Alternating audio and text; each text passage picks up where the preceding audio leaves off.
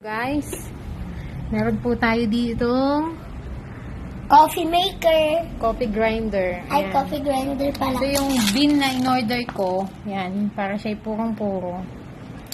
Yan, bumili ako ng pang-grind.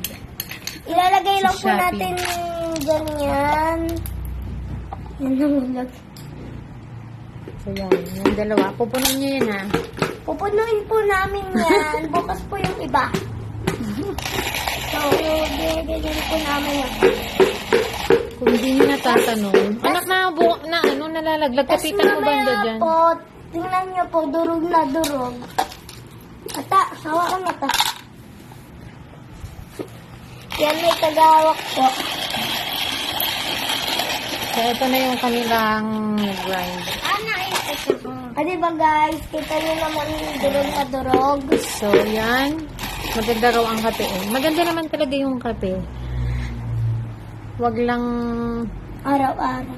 Hindi, wag lang ang masyadong marami. Limit lang din. So, yung 2 tablespoon na fine coffee, At tawag ano to? pwede na yun. Tapos papakuluan sa... Papakuluan nyo. Yun. Tapos, para healthy pa rin siya. Pag di siya lalagyan ng creamer. Kasi kung hindi nyo ito natatanong, ang lola ko ay 90 plus na. Sobrang hilig niya sa kape talaga. Black coffee lang, walang creamer. Tapos mas maganda na ang gamit yung sugar, yung stevia. Yan. Ito, isa ng baby ko, oh. Sige, madami pa kayo pipinyanin. Titinan ka lang.